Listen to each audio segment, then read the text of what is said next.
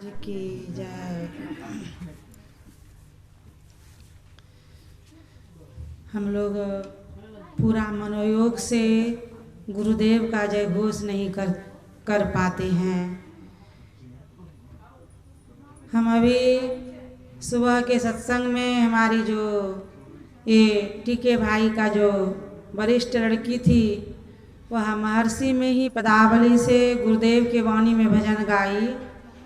अंतर के अंतिम तह में गुरु है, अब मन पता नहीं। अब देखिए इस शरीर में मन भी है और इस शरीर के अंदर परमात्मा भी है, लेकिन मन को पता नहीं है। इस शरीर के अंदर मन भी है और वह ईश्वर अल्लाह ताला परमात्मा जिसको हम लोग गॉड कहते हैं वो भी इस शरीर के अंदर है, लेकिन मन को पता नहीं है। इसलिए मन को पता नहीं है कि मन जो है यह संसार की तरफ भागता है। मन संसार के तरफ भागता है और सांसारिक चीजों को पीछे इनकी इच्छा जो है प्रबल होता है। ईश्वर की प्राप्ति के लिए मन का इच्छा नहीं है, मन का चाह नहीं है। इसलिए मन को पता नहीं है कि इसी शरीर के अंदर परमात्मा है। यहाँ तक हम पढ़े संत शिरोमणि कबीर साहब की वाणी में पढ़े थे कि एक भजन होता है मन तन से, एक भजन होता है तन से और दूसरा भजन होता है मन से और तीसरा भजन तन मन के परे होता है। तो हम लोग कौन भजन करते हैं? एक भजन होता है तन से, एक भजन होता है मन से, एक भजन होता है जो है तन मन के परे। एक भजन मन से करे, एक भजन तन होए,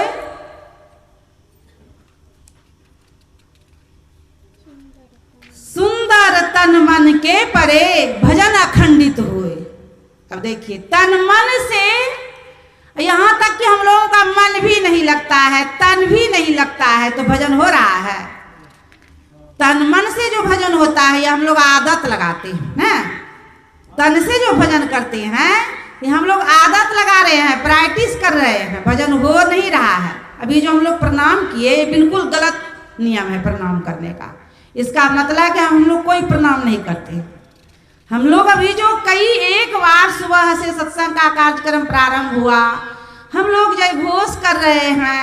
हमारे बीच वरिष्ठ महात्मा उत्तराखंड से स्वामी विवेकानंद जी का पदार्पण हुआ, इसलिए कि आज जो है बहुत बड़े विद्वान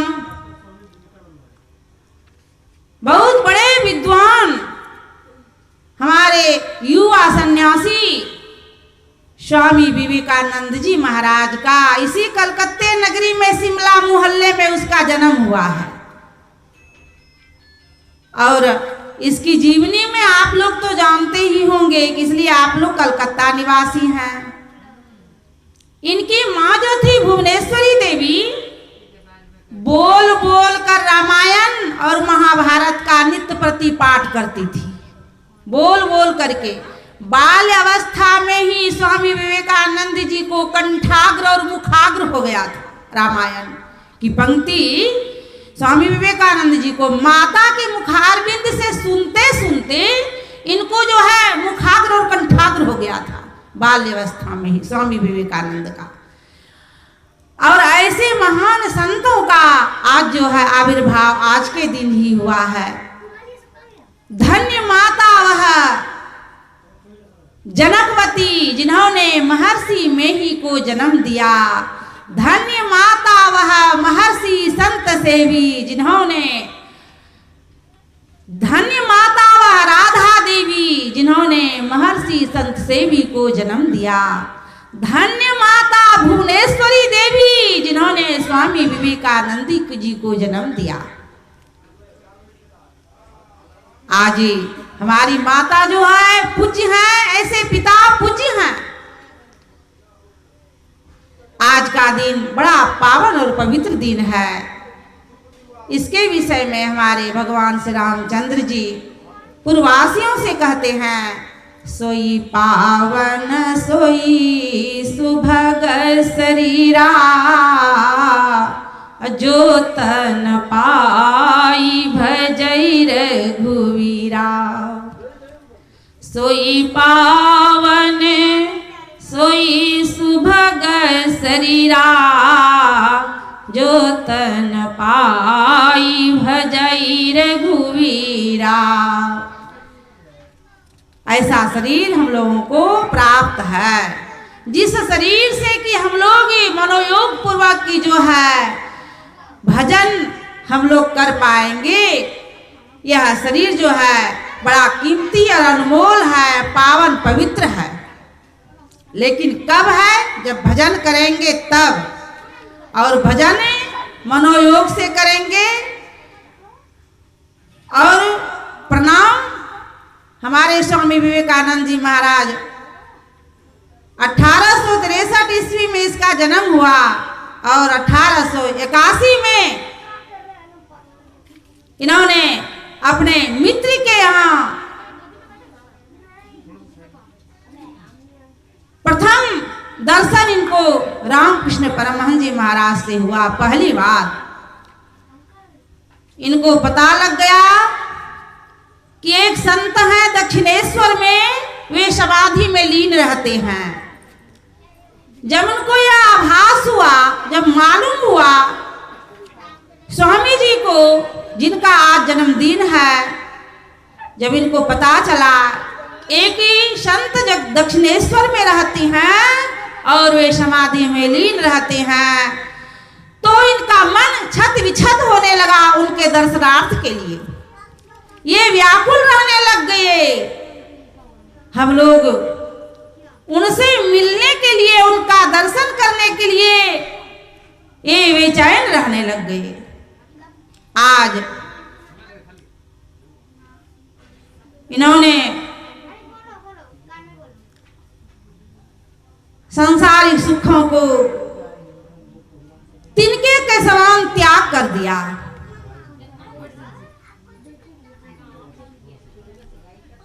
तब इनको रामकृष्ण परमहंस जी महाराज से गुरु प्राप्त हुआ।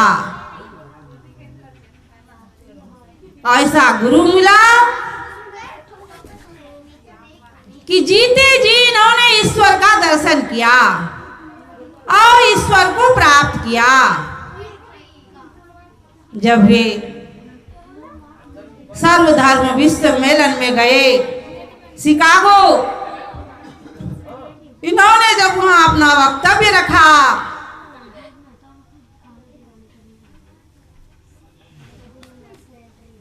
तो शिकागो वासियों को कहना पड़ा, he is learned beyond learning, ये विद्या से परे का विद्वान है। और वहां पर अमेरिका वासियों ने इनका नाम रखा स्वामी विवेकानंद। पहले तो नाम इनका नरेंद्र था। यह नाम शिकागो वासियों ने ही रखा। इनको किस तरह से प्रेम गुरु से और इनका मन ईश्वर को प्राप्त करने के लिए किस तरह से व्याकुल रहने लगा। हम लोग बेचैन क्या रहेंगे। हम लोग तो प्रणाम करने का भी विधिवत सही नियम हम लोगों को पता नहीं है। वह ईश्वर, वह परमात्मा कहां पर है? तो हमारे अंदर है। उन्होंने हम लोगों को जगह चिन्ह बता दिया, वह ईश्वर और परमात्मा कहां पर है। जब हम लोग प्रणाम करते हैं, जय घोष करते हैं, तो सर्वप्रथम हाथ जोड़ते हैं और तब अपने हाथ को माथे में छुआते हैं। वह परमात्मा दोनों आंख के बीच में विराजमान है। इसलिए संत तुलसी साहब ने कहा, गुरुदेव के जो दादा गुरु थे संत तुलसी साहब, क्यों भटकता फिर रहा तू ऐ तलाशे यार में, रास्ता सहरग में है दिलवर पे जाने के लिए। सारा कहते हैं सुषमना को। जो जिन्होंने गुरु धारण किया है जीवन में, जिस तरह से हमारे स्वामी विवेकानंद जी ने जब दूसरी बार रामकृष्ण परमहंस जी महाराज से इनका दर्शन हुआ, जब वार्तालाप हुआ, तो इन्होंने यही प्रश्न रखा उनके बीच कि आपने ईश्वर को देखा है? इनके पहले कई जनों से यह प्रश्न, यह सवाल इन्होंने कर चुके थे, लेकिन इनको किन्हीं के द्वारा उत्तर संतुष्टिजनक नहीं मिला था। स्वामी विवेकानंद जी ने जब स्वामी रामकृष्ण परमहंस जी महाराज से पूछा कि आपने ईश्वर को देखा है, तो रामकृष्ण परमहंस जी महाराज ने कहा, हाँ मैं ईश्वर को देखा हूं, उस तरह से देखा हूं जिस तरह से अभी मैं तुमको देख रहा हूं, और मैं तुमको दिखा भी सकता हूं जिस तरह से मैं अभी तुमको देख रहा हूं, इससे भी साफ मैं ईश्वर को तुमको दिखा सकता हूं। इनका मन संतुष्ट हो गया और रामकृष्ण परमहंस जी महाराज ने उनको पर विश्वास हो गया कि इनके द्वारा सारे विश्व का कल्याण होगा।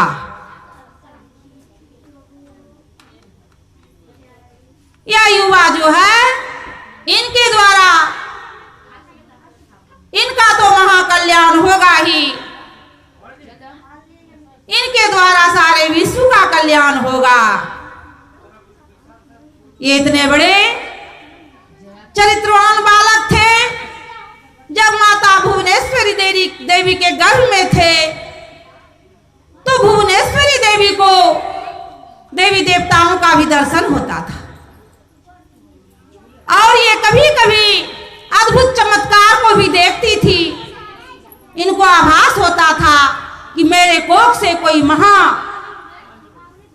बहुत बड़े तपस्वी का जन्म होगा।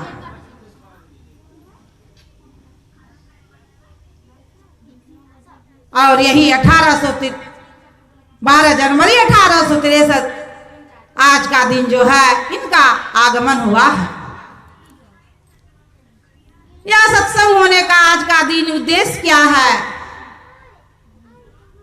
कि इनके उपदेशों को हम लोग पढ़ें और जीवन में उतारें।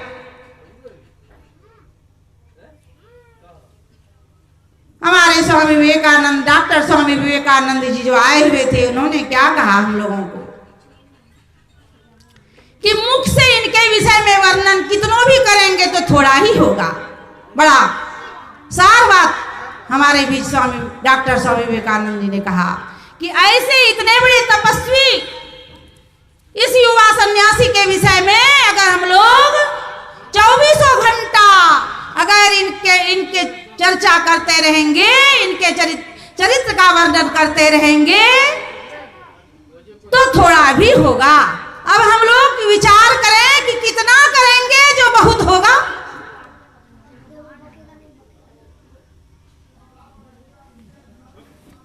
हम लोगों को इसके लिए सोचना पड़ेगा। इसलिए रामायण संत पलटू साहब हमारे बीच आए थे, बड़े उच्च कोटि के संत थे। उन्होंने कहा, अरे देख निहारी विचार करो, गुरु गैल बिना कोई बाट न पावे, सतसंग के रंग में, सतसंग के संग में रंग मिलाए, सोई निवास गुरु घर वास बतावे।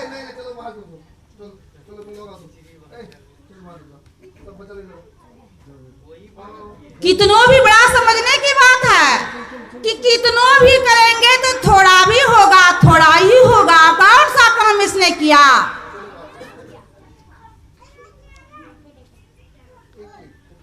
जिसको प्राप्त करने के लिए, जिस सांसारिक सुखों को हम लोग भोगने के लिए मेरा सारा जीवन नष्ट हो जाता है, उसको जमा करने में हम सारा जीवन अपना नष्ट कर देते हैं। उसके लिए हमारे स्वामी जी ने ऐसे नश्वर चीजों को सदा के लिए त्याग कर दिया। तब उस एक ईश्वर को इन्होंने जाना, उस ईश्वर को इन्होंने प्राप्त किया। आज सारे विश्व में इनका ख्याति जस फैल रहा है।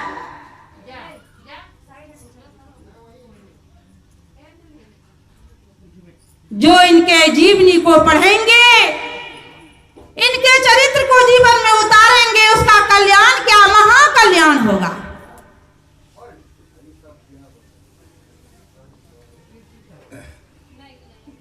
आप लोग जानते होंगे कन्याकुमारी के शहर का नाम जो है, कन्याकुमारी जो शहर है, वहां पर हमारे स्वामी विवेकानंद जी का समाधि मंदिर है। और कन्याकुमारी एक युवती का नाम है। कन्याकुमारी एक लड़की थी। वह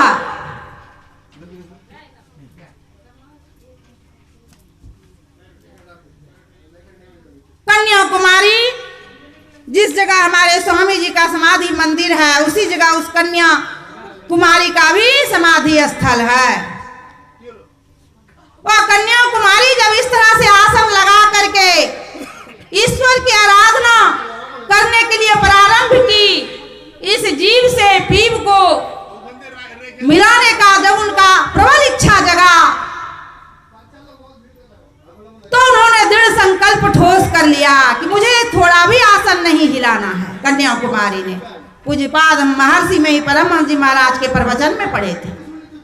इस तरह से जब धरगर मस्तक सीध साधी आसन यासीना, बैठ के चखुमुख इष्ट मानस जब ध्याना, ऐसे ही करी प्रतिहार धारणा धारण धर के, अरे हारे में ही और आगे बढ़िए, चढ़िए धर धारा धरी के। जब कन्याकुमारी बैठी तो बैठी ही रह गई। वह युवती थी। उन्होंने यह आशा नहीं किया कि जब मेरा बुढ़ापा आएगा तब हम ईश्वर का भजन करेंगे, ईश्वर का गुणगान करेंगे। उनको यह पता था यह शरीर क्षण भंगुर है, यह शरीर नहीं रहेगा, यह शरीर पतन हो जाएगा। परमात्मा ने जो इतना सुंदर शरीर बनाया है सजा करके, इस नश्वर शरीर पर उन्होंने सोचा कि शरीर जो है, शरीर जो मिला है एकमात्र ईश्वर को प्राप्त करने के लिए, इस जीव से पीव को मिलाने के लिए, यह शरीर नहीं रहेगा। कन्याकुमारी बैठी और समाधि में लीन हो गई।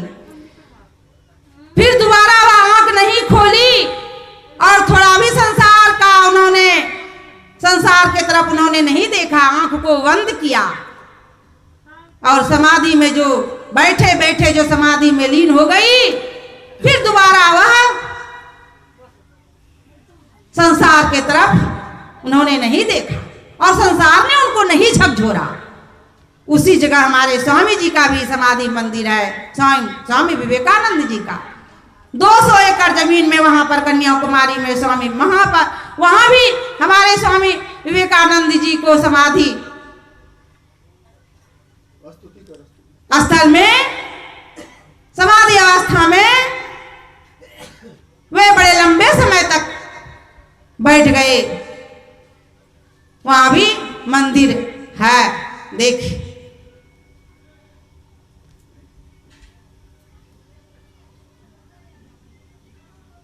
इसलिए हम लोग गुरुदेव के भजन में गाते हैं, धन धन धन्य बाबा देवी साहब, सतगुरु बांदी छोरहे, तुम सम भेदिना नाही दयालो, मैं ही कहता कर जोड़हे, तुम सम भेदिना नाही दयालो, मैं ही कहता कर जोड़हे। संत जो होते हैं जीव के उपकार के लिए, उन्होंने अपने को तपाया, अपने को जलाया और अपने को कष्ट दे करके यह संसार का उपकार किया। संत ऋषि मुनि महात्मा बड़े दयालु होते हैं। हम लोगों संसार के लोगों को देख करके उनको बड़ा दर्द होता है। ये संसार की तरफ भाग रहा है, उधर तो सुख शांति है नहीं, और ये संसार की तरफ भागते हुए संसार की तरफ भाग रहा है और सुख और शांति को ढूंढ रहा है। इसको तो संसार में सुख शांति मिलेगा नहीं। सुख शांति तो मिलेगा सत्संग में, और संत ऋषि मुनि महात्मा के निकट जाएंगे, उनका उपदेश सुनेंगे, उनसे दीक्षा लेंगे और साधन भजन करेंगे। तब इसके लिए हम लोग मनोयोग पूर्वक संत स्तुति और गुरु वंदना करें। बोलिए प्रेम से श्री सद्गुरु महाराज की जय।